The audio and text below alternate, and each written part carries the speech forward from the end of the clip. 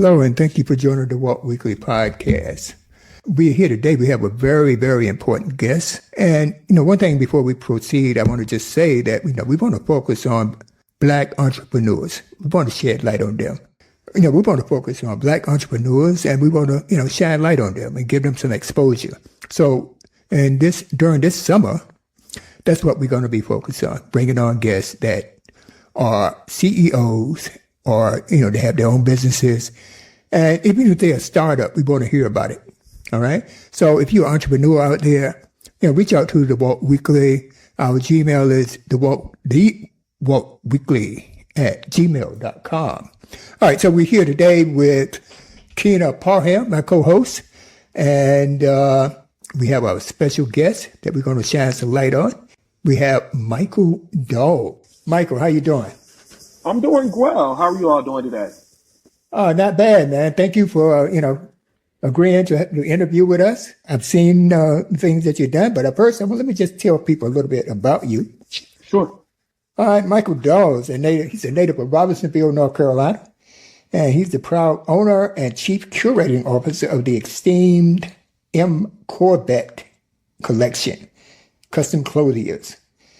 Having established the M Corbett Collection in 2019, during his time in the Washington, D.C. area, Michael's extensive expertise in menswear spans over a decade. His vision for the business was to provide discerning customers with unparalleled clothes, exquisitely, and that's hard for me to pronounce, folks. Let me say it, try it again. Exquisite styling and impeccable fits, allowing them to elevate their wardrobe to new heights.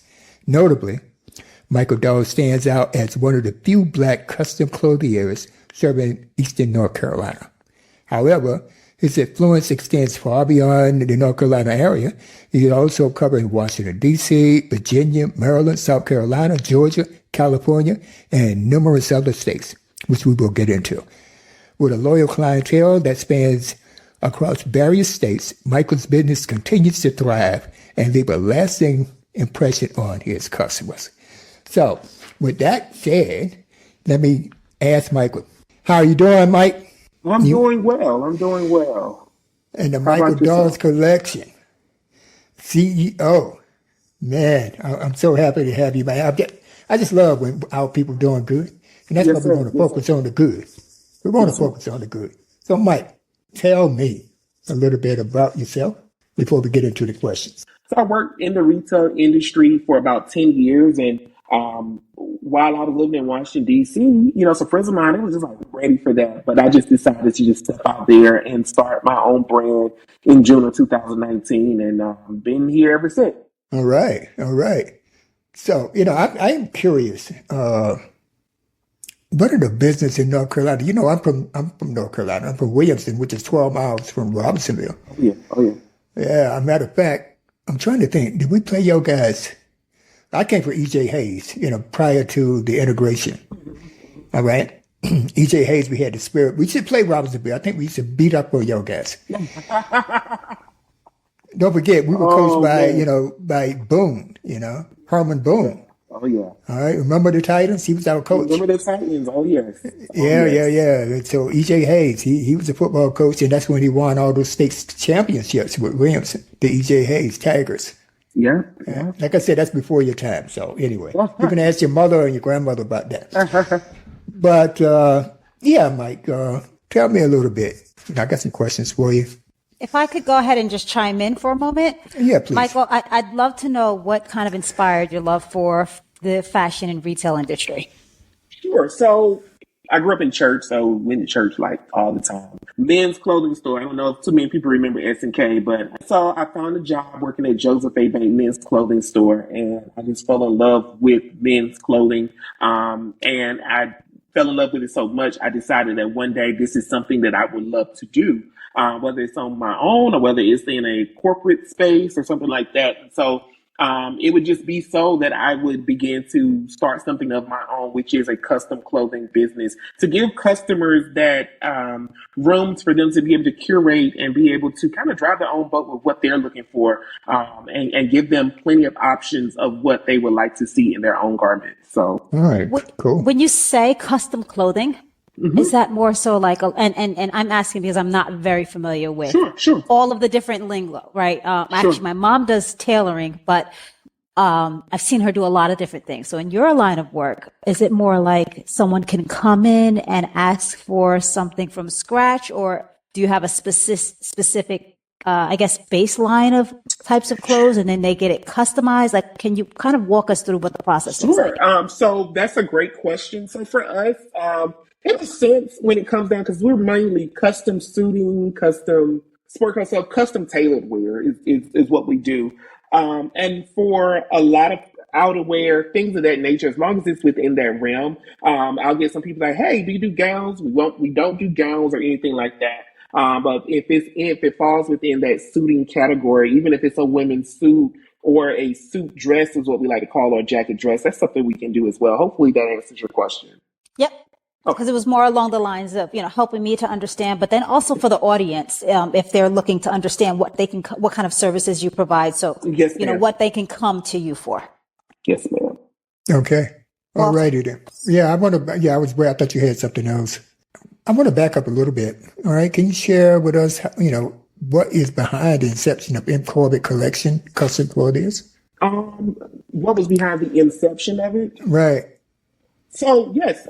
What prompted you to start? Sure. So, for me, I was in 2019, I'd actually taken a break from retail. I had been in retail for the last 8 years, and I felt like I needed a break. I needed to walk away from it a little bit. And so I found myself in a position where I was like, maybe I do need to get back into retail. So I started applying for some of these retail jobs. There was one job I applied to in particular, which was called Suit Supply. I don't know if people have heard of Suit Supply. It is a kind of a foreign-owned, quite a few locations based here in the United States. So I love the aesthetic. I applied for the role, interviewed twice with the manager, interviewed with HR, interviewed with the district manager. So I went through these process of interviews, and I knew I just landed that role. I was like, oh, I think I got the role. I'm telling my friends, like, I think this is in the bag. Only for me not to get this particular role. And that's when it dawned on me then. And the reason I did not get it, come to find out, was I think they were going with someone that was not a bigger guy. I'm a bigger guy. 6 feet, weigh almost 300 pounds. And wow, jeez. That's Superman over there. Huh? Yeah, that's not what they were looking for their brand. So it clicked. That's when it clicked with me that I needed to start something of my own. And so that's what I did. I took my own money that I had saved up, and I started my own business from there, and I have not looked back since. So amazing. Fantastic, man. Yeah. Kudos. I'm proud of you. I love the idea of people charting their own path despite, let's just say the obstacles, lack of being accepted, and then you find out that you're better off. Yeah. Exactly. Yeah, definitely. The same thing happened to me, but then again, I was a little too late, with the wife and kids and the house and the dog and just all that kind of stuff. The thing is, you understand. I'm quite sure. I do understand. I know Keno understands also. So my next question is, what inspired, now these may be redundant because I'm reading from my list, all right? Maybe I didn't tie in anything earlier, but what inspired you to enter the world of customs menswear? And how have your roots in Robinsonville influenced your approach to fashion? Oh, wow. Oh, this is a very lyric question. So my inspiration behind custom tailoring, so I worked at Men's Warehouse in 2015 to 2016, right before I graduated from ECU. And so Men's Warehouse had an actual custom suit program. But it wasn't a true custom suit. I can get into the lingo and stuff, but I don't have time to kind of explain all of that. But basically, theirs wasn't a true custom program. It was more of a, you pick the fit, you pick the fabric, but you're limited to what you can do as far as a suit is concerned. And my other reason was I saw quite a plethora of big and tall men between Joseph A. Bank, Men's Warehouse, and Nordstrom that would come into these stores and environments and have a hard time either finding a suit because either they just didn't have anything available and they weren't willing to make anything to accommodate that customer, or it was most of the time those customers just didn't receive the same attention as someone that was maybe like a off the rack fit would, if that makes sense. To answer the other part of your question, how are my roots in Robertsonville? So my roots in Robertsonville, again, Robertsonville is a very small town that is not known for any kind of fashion style or anything like that. It's very much so somewhere where you, as my mama, they say, you come here to die, you know? So, It's like Florida. Robertsonville, you move back there to kind of retire and let that be your last resting place before. So, part of that though is because my inspiration behind it, I wouldn't say Robertsonville inspired that, but what I will say is when I moved back to Robertsonville in 2020 during the pandemic, I saw that I was able to help those that I grew up with. I had so many people supporting me from Robertsonville. It was people I went to high school with, people that was just from the area that was coming to me like, Michael, I want one of your suits, what I need to do. And it just felt really good to be able to, put someone I went to school with that had never worn a suit before and boost their confidence in a custom suit. And I'll be honest, a lot of it was me, as far as payment is concerned. A lot of them sometimes couldn't afford to, pay the whole thing at once and stuff like that. And I would we work out payment plans. We're like, hey, why don't you give me $100 a day? You give me $200, next week. And we would work it out that way because I was just glad to receive the support because kind of that transition from Washington, D.C. back to Robertsonville was a very tough transition, especially we're talking about COVID-19 on top of transitioning back to a very, very small town where resources are limited. People don't have the same jobs they do in Washington, D.C. But what I will say is I had a great support system with people that was in Robertsonville that wanted to support my brand and wanted to see me do well. And I cannot ever say how grateful I am enough for that. So, I understand. I definitely understand that. I just have to say it's a privilege almost and a blessing for you to be able to say that people that really want to see you do well with the passion that you say it. So that's a great thing to be able to have under your belt and a community of support around you. Yeah, we need more of that. Oh yeah, that's a problem. We're not supporting each other. It sounded beautifully when he said it. Oh yeah, absolutely. I mean, the reality may be a little bit different, but then in your world, it's good, man. It's awesome. I just hope that we can, based on what you're saying, is that people, want to start, supporting our black-owned businesses, male and female. You know what, Walt? It's not isolated to just him. It's what we hear in the media. Right now we have an opportunity to interview Michael, and he's able to say it and put it together so well. There are so many people supporting people. It's just that unfortunately in today's climate, it's negativity that kind of gets the attention. Absolutely. I mean, bad news sells, right? Yeah. So we're not at a loss here. It's just good to be able to hear it from someone. Another thing I wanted to ask you, Mike, is that you worked in Washington, D.C., and you're in Greenville in North Carolina now. Contrast business in D.C. and other places versus North Carolina. Do you see any type of difference in how you manage your business or the opportunities that you have? Sure. That's a really that's a great question. So I think retail in Washington, D.C. was a lot different because people there did not mind spending money. So a lot of times when I worked in those retail areas, they did not blink an eye to spend $1,600 on a Canali suit. They didn't blink an eye to spend, $1,800 on a Hickey Freeman suit, or, if they saw the quality, they saw the value, they spent the money on it without second guessing it. In North Carolina, working in retail is a little bit different. People had to kind of think about it. And it's not that people in North Carolina did not have the money. This is what I found out. People in North Carolina kind of allocate their money, towards other things. So, or they're a little bit more like, I'm going to hold on to this. Let's see what else you have. Let's see those things which, so that was the biggest difference between, Washington, D.C. and North Carolina. People in Washington, D.C. just did not mind, putting the money, putting the support as far as in a retail space and spending the money on what they felt that they had value in, right? Oh, yeah. As a North Carolina, you kind of had to do a little bit more digging with them. You had to kind of do a little bit more talking and, trying to talk them into the sale and things like that. As far as my business is concerned, now keep in mind, I started my business right before the pandemic, and that was in Washington, D.C. So a lot of times, here was the thing, that I was dealing with more competition in Washington, D.C. a little bit more. Nobody knew who I was as a custom clothier.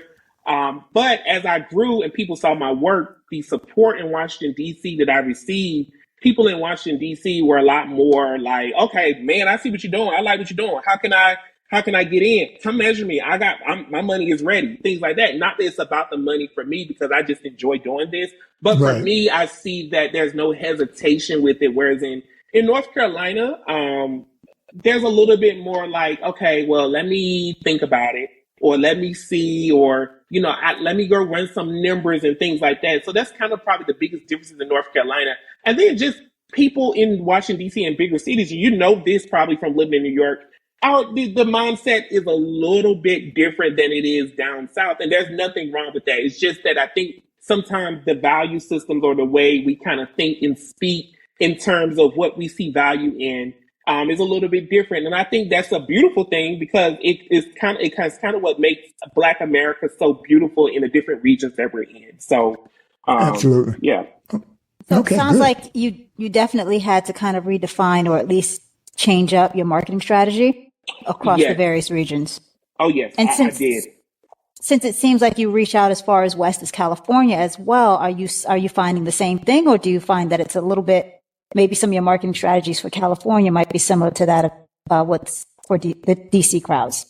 So actually, what's really funny with my clientele, my best friend lives in California. So a lot of that has been on the back of him doing word of mouth. But with California, because there's not as many Black custom clothiers that can really captivate the vision of what people are looking for in a custom suit on the West Coast, I didn't really have to do a lot of marketing. People saw my social media and immediately was like, well, I saw what you did for such and such. Can you emulate that? Can you, get me together? Like, I don't even see nothing else. I saw your work on Facebook. Like, I want it, blah, blah, blah. So that's kind of what it was in California, because there is a scarcity of custom clothiers. I wouldn't say not custom clothiers, but Black custom clothiers that are willing to kind of do some different things with suiting, which is what we kind of do with the M Corbett Collection. And I think people from the West Coast gravitated to that a little bit easier. So the marketing strategy out there was a little bit easier. It gets a little bit tricky when you're talking about areas like Atlanta, Houston, things like that, where it is oversaturated with custom clothiers in those areas. So, what do you feel that you're bringing that's a little bit different to some of those areas? Are you saying that your clothes has more of that swag that's needed? So you bringing the sauce? I'm bringing the sauce. Listen, I'm bringing the secret sauce. But no, what I will say is that for me, I have a focus on being tall. My dad is a bigger guy. I'm a bigger gentleman myself. My friends are bigger, so I have a focus on being tall. So for me, that was my niche was finding. Is getting big and tall clients to buy into it, because even for regular custom clothiers, if I go to a custom clothing site and all I'm seeing is size 42, everybody who's been to the gym and stuff, I feel a little bit uncomfortable approaching that to say, hey, can you do something for me when I might be 400, 500 pounds, 6'2", a little bit of a harder fit. So that was kind of the upper hand that I had in this particular market. In this particular market, the other thing was too is that some of the opportunities where I was commissioned to design different things for different clients and being able to display that, there weren't too many other people that were doing those kinds of designs on suits. It was a little scary because I grew up in a very conservative space of selling suits. Black suits, gray suits, navy suits. There wasn't a whole lot of color involved. So the first time someone commissioned me to say, hey, Mike, can you do this special design for me? I was nervous because I was like, I don't know how this is going to turn out. But those things started to really become a hit with people. And they were just like, hey, man, I got to have what you did there. Whatever you did for such and such, can you do that in a different color? So that was the kind of the other upper hand that I had with entering the business. And I think for me, I like to be able to think of myself as eclectic and versatile, being able to adapt to the style. So being able to do a classic traditional pinstripe suit for that gentleman that's going to the boardroom to sit down and do a presentation, and being able to do something for that kid that's going to prom that has his own personality. He's artistic. he wants to show his personality in his suit, and we doing something multicolored, but it looks good. He's having fun. So I like to be able to see myself as that person that's kind of can do it a little bit of it all, but still not lose the identity of my brand. So sounds like it may. Will it also include, like, let's just say if a gentleman comes to you and they like your style, they want something in that flavor, but they're not sure. Can you help guide them to something? I sure can. This happens all the time. I get a lot of guys come to me and say, "Hey, I love what you did, but I don't know if I can pull that off." And my first question, let's say, "Hey, why don't we try executing it like this? Let's do it in a little bit of a muted color and see if you're a little bit more comfortable doing it in a little bit of a muted color, something darker. Let's play with the design, but let's play with it in some darker colors so that it's not too much. At least the design is speaking, but you don't have color and design going." Takes a special guy to be able to pull off a special design suit that has color in it, and the design of it is like multidimensional as well.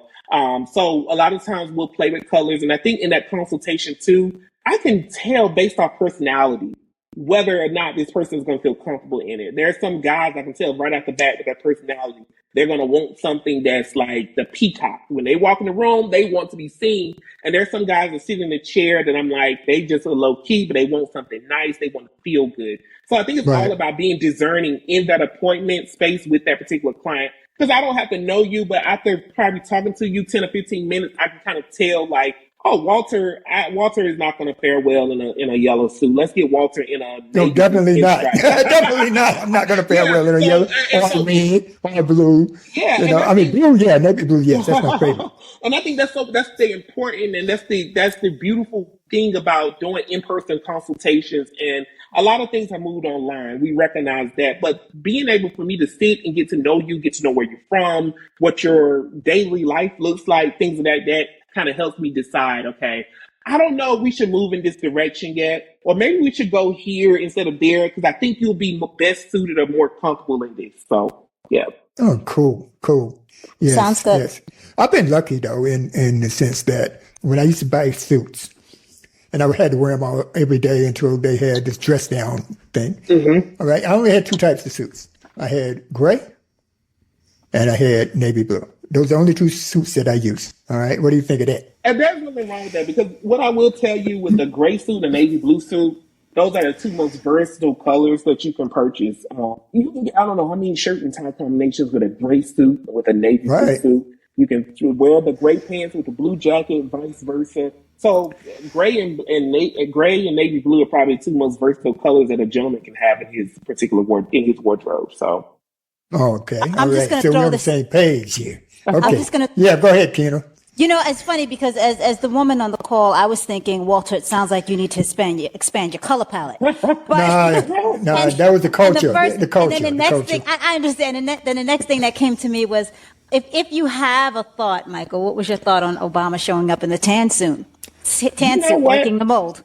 You know what? What, to the White House? That was Easter 2014, and let me tell you, he looked fly in that tan suit. Because I would tell you, sometimes people of that complexion, tan tends to wash them out a little bit.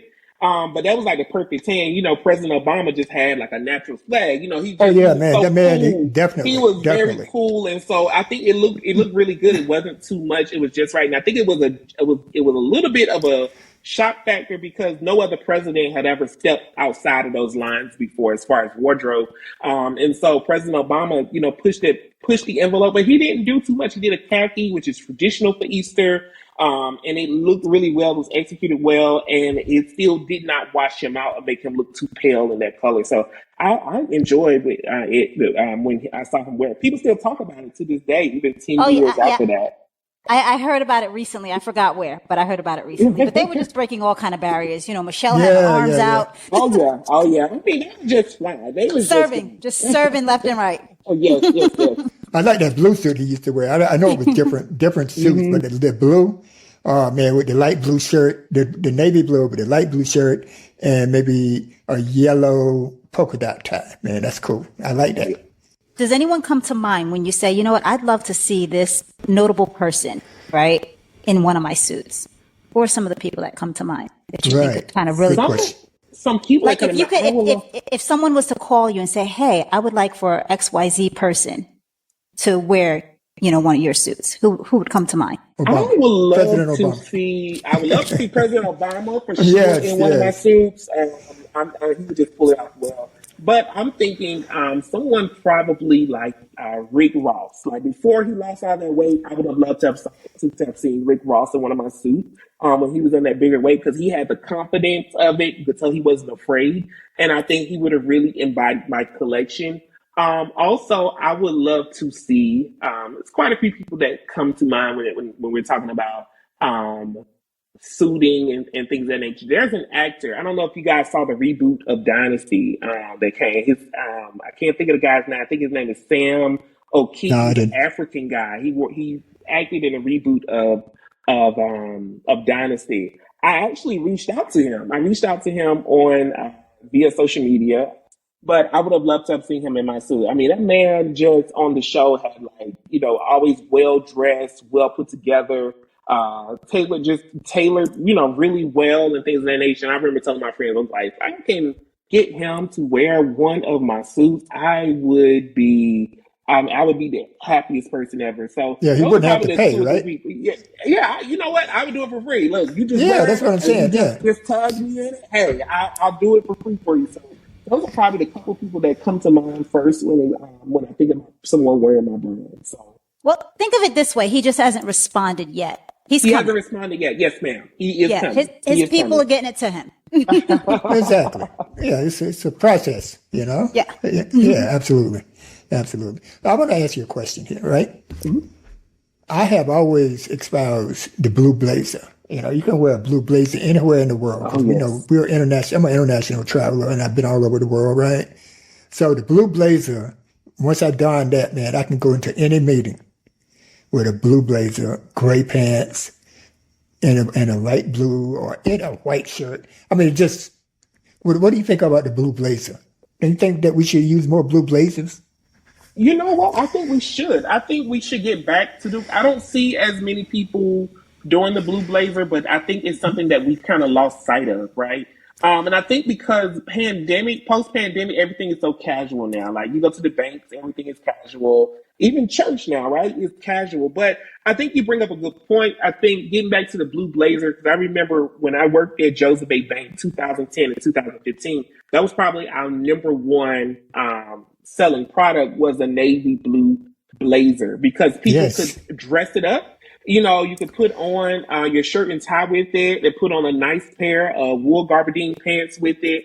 You shoes, could dress it down. And you had a outfit. You could dress it down. You could throw on just an open collar shirt, and even you could wear it with jeans. And I think we have lost sight of that. For one, a lot of stores, especially brick and mortar stores like your Joseph A. Bank, Men's Warehouse, things like that, they don't offer too many suiting options anymore anyway, because the demand for them are not there. But, the people that do wear suits to church, a lot of them probably 60 to 65% of church goers, especially Black church goers, are going custom suiting now. So there's not a lot of demand for people to go in the stores to be able to say, hey, you know what? Give me a gray, give me a blue, give me a stripe, like people used to do 10 and 12 years ago. So I think we need to get back to the navy blazer. That's something that I think we should push more for, because, like I said, you can wear a navy blazer as a kid. I remember having a navy blazer as a kid. I used to wear to church.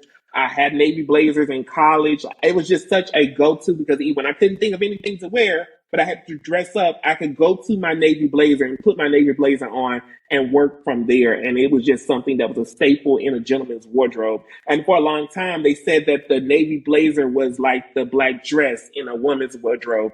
The navy blazer was that staple piece in a gentleman's wardrobe. And I think we've kind of gotten away from it, but hopefully we can get back to it. So, all right, I'm gonna throw some designers out to you, and you tell me what you think of them. Okay. All right, in suits now. I used to wear Yves Saint Laurent. What do you think of Yves Saint Laurent? I think Yves Saint Laurent suits they still have that classic feel to them. They still, and they've gotten back to suiting this past season, so they're doing a little bit more suiting on their runway. But I think Yves Saint Laurent is a high quality suit and a very nice, nicely cut suit. And of course, because it's Yves Saint Laurent, it's going to be a nice fabric and a nice material anyway. So I definitely love their collection. Okay. And what about Pierre Cardin? Pierre Cardin. So I haven't seen anything from Pierre Cardin in a while. I think the last time I've seen suiting from them was maybe JCPenney belt. But I think they've worked really well, especially for the classic gentleman, someone looking for something classic. But to me, their suits always still had a little bit of a modern flair to it, whether they were doing like a bird's eye fabric or they were doing some kind of shark skin in the fabric of their suit. I think that it was a really good look for them. So, okay. And what about John Henry? John Henry is a brand I have not seen or heard of in a long, long time. So yeah, I'm going back. I used to buy a lot of shirts from John Henry. That's why I was asking. So I'm not surprised. I haven't. But then again, I don't have to dress the way I used to. Yeah. I mean, I used to go to Barney's. That's where I shop I bought most of my stuff from Barney's. Yeah. So when you mentioned the guys on my paying $1,000, $1,500 for a suit, doing it back then in the day when I was working, it was nothing for me to buy a $1,100 suit. All right. Yeah, and that was Barney's. You walk in Barney's, you got to have some money anyway. Oh, yes, you got to have money. You got to have money to just walk in there. So yeah. Otherwise, they're looking at you funny. But anyway, I'm not to go off topic, which I did right then. All right, and I'm trying to think of another designer, but let's move on. Okay. In the essence of time, in time, as far as time is concerned. And Kina, you have anything? See, I'm still on, who would you dress? So being that you said, I know you're gonna hit me. Go ahead. Yeah. You know what it is? Like I know, I mean, I'm not a big woman, but I've always heard over the years is, women having bigger women having challenges finding nice clothes, right? Mm-hmm. They kind of just threw, nowadays it's a lot, it's gotten better, but oftentimes when you pass a certain size, it still wasn't tailored to fit them properly. They're walking outside looking like a muumuu, wear that same outfit on a size, 6 or 8 looks very different, right? So right. It wasn't flattering to them. So I love that you're entering this territory. But, since you mentioned that it could be a woman's suit, is there, let's just say, a notoriable woman, let's just say like a Janelle Monáe or something, who you think you would kill in one of your suits? I think that Janelle Monáe would, but I also think that Solange, Beyonce's sister, would actually kill in one of my suits. Solange would. Jill would wear one of my suits as well. Somebody else, I'm trying to think who would wear my suits really well. Even just take your Jasmine Crockett, that's in Congress right now. Yes. Yep, Jasmine Crockett would look really good in one of my suits. What do you I'm going to screw up her last name. There's a comedian, Michelle, I want to say Butau, Butau. Mm-hmm. Okay, maybe you don't know who she is. Okay. I don't think I've ever heard of her. No, I never heard of her. All right. I may have seen her, but recall the name. Okay. That's going back. I don't want to go back here. I do want to talk about, what is your demographic though? Who are you targeting? 80% of my clientele are churchgoers. So people that go to convocations, people that go to church conferences, people that, preachers. I get a lot of preachers, so much to where I started making preaching garments for preachers. Oh, okay. So a lot of my clientele, preachers, churchgoers, and things like that, because I am connected to quite a few people that are, within church realms and stuff. So I've been able to find my footing and network within those spaces. And also too, just in the community as well, I get a lot of people that have different events to go to, because you already know, in Greenville, Robertsonville, Williamson, there's not many places to shop at.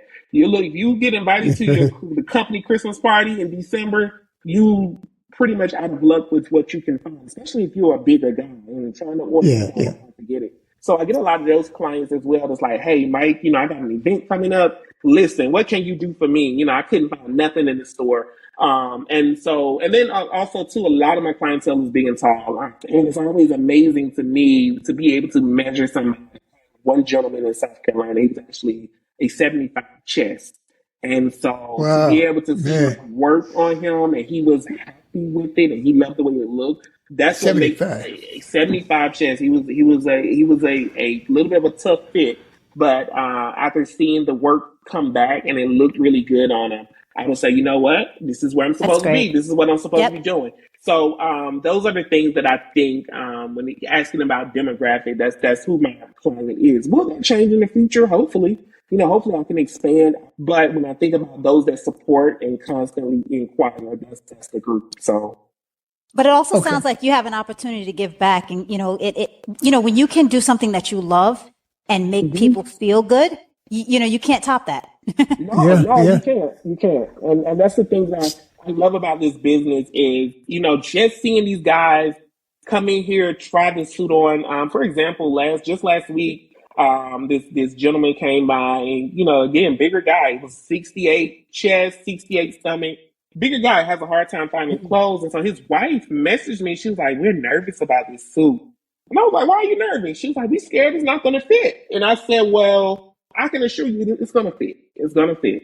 And so he came Memorial Day, picked up the suit. Suit fitted like a glove. I mean, the suit looked really good to a point. He was like, man, he said, oh my God.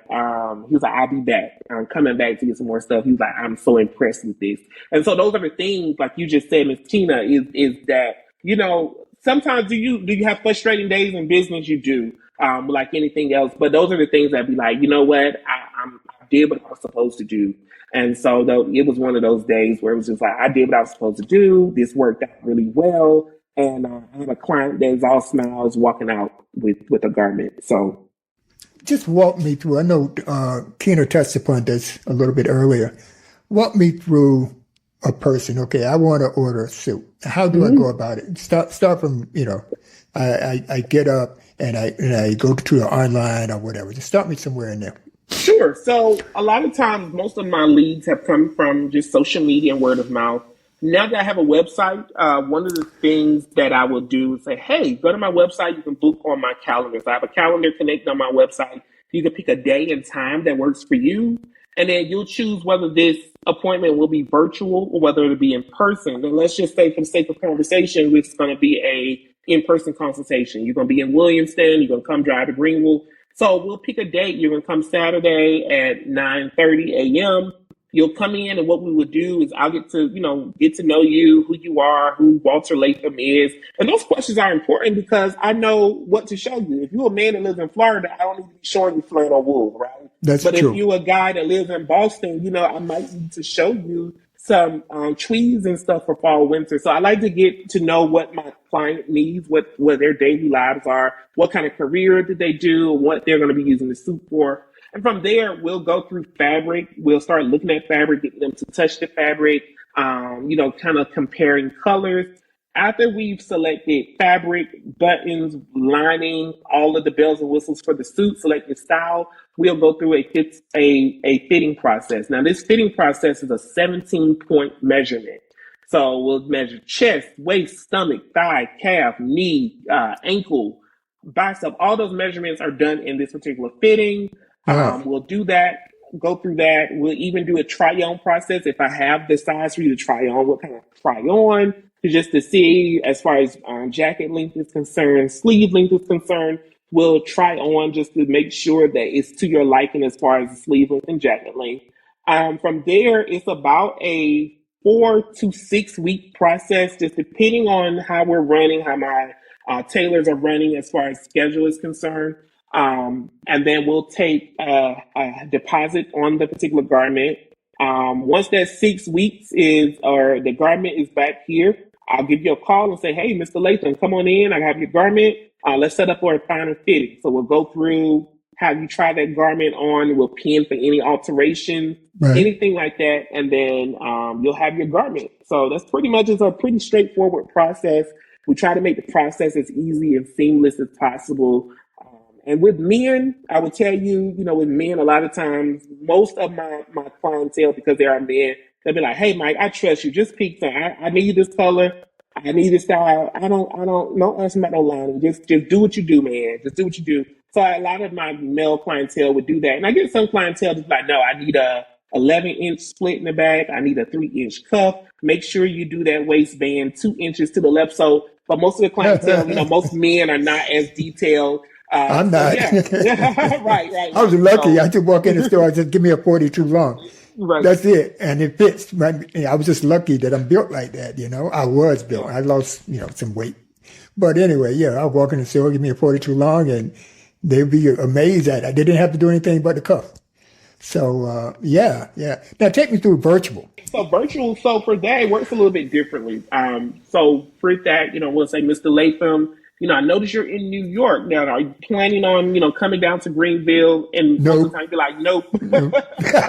So from there, we'll say, let's schedule a virtual consultation. During this virtual consultation, what ends up happening is we'll schedule it via FaceTime or Zoom.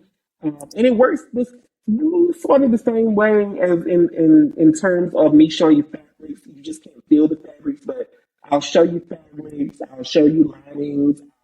Introduce some styles to you and things like that through this virtual consultation. And when it gets to the measurement part, I generally present my clientele with a couple of options. I say, hey, I can walk you through a fitting if you have a spouse partner there that can help you get measured. Or if you have a tailor that you trust, we can have you go there and get those measurements done.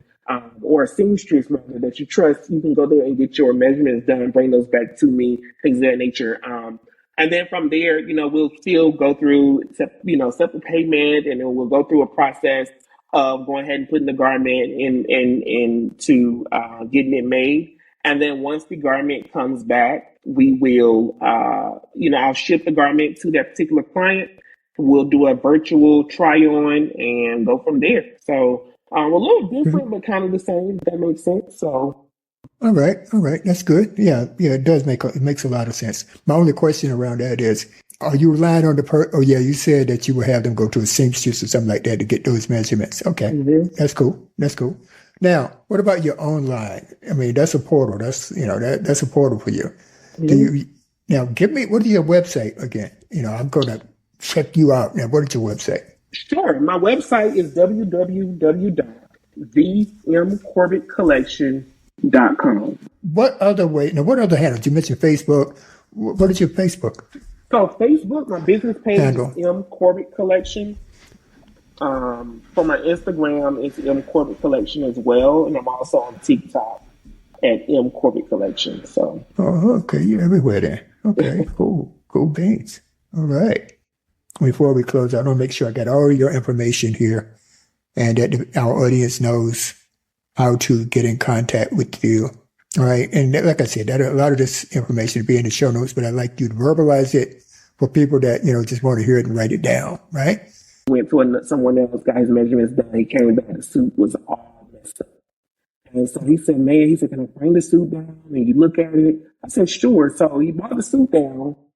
Generally, in a situation like this, I wouldn't necessarily replace it because they weren't measurements, but I went ahead and said, you know what, I'm going to replace it. I'm going to go ahead and replace it, and take care of you.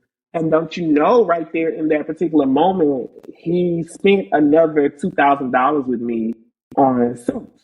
Right where we were seeing, he's like, man, I want to get some more suits from you here. So had I not, been kind of like, oh, I'm not going to do this and things like that, he would have never been one of my top customers to this day. So those are the things sometimes that, as business owners and entrepreneurs, you sometimes make those tough decisions, especially when it comes to your stuff.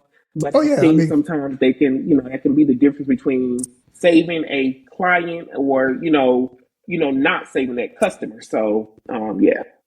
Okay, I got you. I mean, that's the cost of doing business, basically. Oh, yeah. That's, that's definitely what that is. One of the things that just came to mind when you say that there, someone else takes the measurements. Sounds like there's a little bit of a risk that could be associated with that because what if they took the right measurements, but the person gained or lost weight?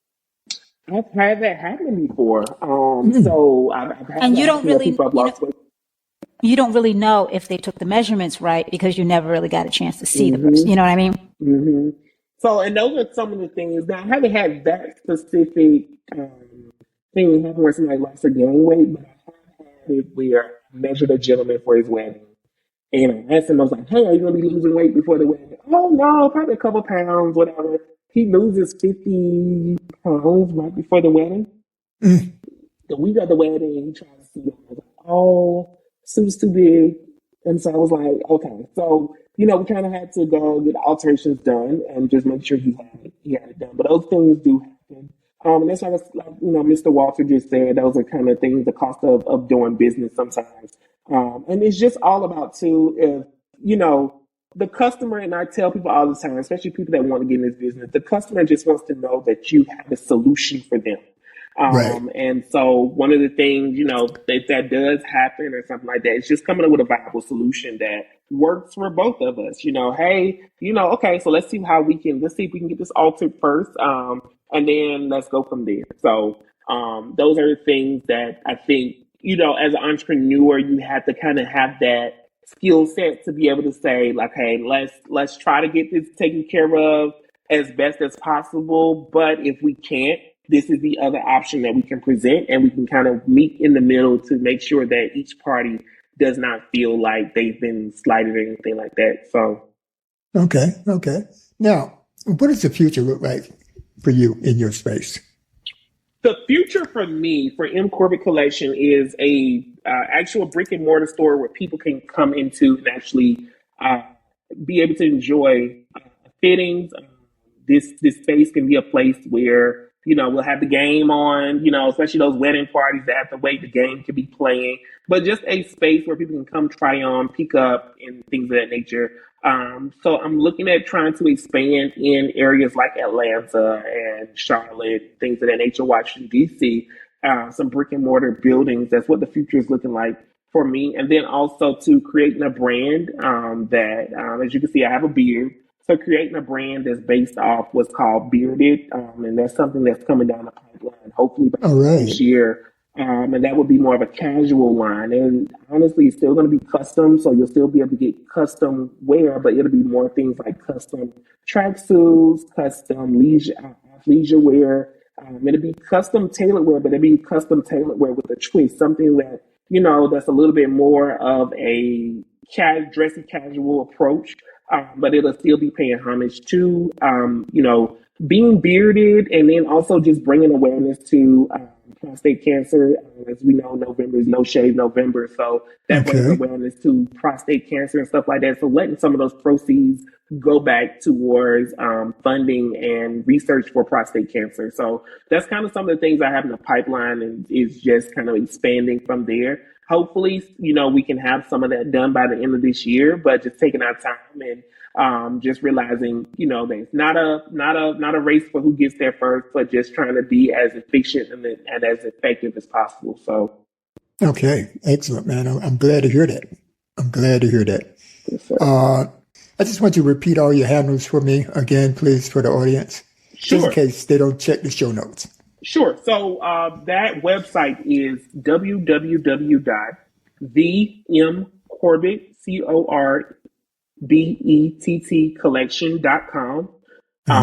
and then on Facebook, M Corbett Collection, Instagram, M Corbett Collection, and then on TikTok, M Corbett Collection as well. Excellent. I do want to thank Tracy Stokes, my first cousin. Yes. He referred to you. He's my first cousin, Tracy Stokes. Oh, yeah. It was my neighbor for 30 years. Yes. Yeah, Tracy. So he's a good man. All right. So, when he referred to you, I knew right away you were going to be good. And, we appreciate you, man. I'm very proud of our brothers and sisters that are out there, because that's the only way we're going to progress. That's the only way we're going to progress going forward. We need, we always complain, they didn't hire me for this, but we have to create our own. And then we can hire who we want. You know what I mean? Exactly. That's the way it goes. That's what we got to do, and I mean, we got to do that. What's that term, Keena, that we use? Retrofit? Mm-hmm. Yeah. And it's like, we got to retrofit and start going back to that and then bring it forward. We got, yeah, go ahead. I actually like the name the way M Corbett Collection sounds. It rolls off the tongue pretty well. And I'm looking at your IG, and it's put together really nice. I'm going to go ahead and follow you. Thank you so much. It looks really nice. Did you follow us, Michael? Did you follow us? If I haven't, I definitely will go back and follow you. Yeah, you got to follow us on Facebook. We got a Facebook. Okay. The Walt Weekly. All right, podcast. We have a website, which you could go on and subscribe to. All right. That is www.thewaltweekly.com. We also have a YouTube channel, which is thewaltweeklypodcast.com. And what else? Did I forget anything, Kena? I'm sorry. I'm over here looking at the suits, and there's a yellow one. You gonna say that my birthday is no, my birthday is this That is weekend. I was saying you were asking me questions, and I'm like on his IG, and there's this yellow and gray suit. Oh man, that is like, I'll just go old school. It's off the chain. Cool, baby, cool. Suit I'm thinking about. That was my suit I made for my 30th birthday. So yes. And then there's a gentleman. He's got this real nice, like, I don't know. He's leaning up against a car, and it's black, and half of it, like, a third of it is white. It's got like a little bit of a, I don't know, like a European, but not. This is really nice. It's really nice. Check out that Instagram page. Kena loves it. I got to check it after this interview. This is sharp. This is what we want to see the men in today. Okay, so really quickly, not to go so far, I'm always complaining that, women go out and we dress up, right? And then the dude's like in jeans, a white tee fresh out the bag, and some sneakers. And it's like, really, dude, that's what you thought was dressing up? Like I skate a lot. I was in Detroit this past weekend at a multi-day skate event, and we had an adult prom last Sunday. It was so nice seeing guys dressed up. It was so nice. Yeah, no, it's I don't know. It's been like that. And my friends used to laugh at me all the time. We would go places or go out and stuff. Even now, like, we'll go out of town, be at the mall, and I'll be like super dressed up. My friends be like, "Hey, like, why are you so dressed up?" Or my parents be like, "Why did you get so dressed up?" And so, yeah, I just enjoy dressing up. And I think when you look good, you feel, so. Oh yeah, definitely. Well, that's where that blue blazer comes in, Kena. Because they can wear the jeans and everything and the sneakers, but they got the blue blazer on, which changes everything. Puts them in the game. Okay. I want to say back in the day, right? And I don't know if he bought it in style, and I guess it's taboo to talk about him right now. But when Diddy, like, I used to love the way Diddy dressed back in the day when he started wearing like the blazers and the sneakers. Yeah. But like he knows how to do it up. But I'm talking differently. Like when dudes come out today, you're like, come on, you just did like a fresh Hanes out the pack. But the thing is this, like the girl is dressed from head to toe, pumps and everything. And it's like, come on, could you have tried? Right. Yeah, I hear you. All right. So anyway, we're going to wrap it up. Again, I want to thank Tracy Stokes, for bringing us together, Michael. And then foremost, I want to thank you. All right. Thank you for doing what you do. Thank you for, I always have this fear, and Keena and I go a little bit about this, is that, if we don't get a grip, we're not going to exist 100 years from now. All right. So when I look at people like you, I'm looking at the future. Okay. Then that's the way we got to do it. We got to be entrepreneurs, control our own destiny for, as much as you can. You know what I mean? So with that said, thank you, Michael.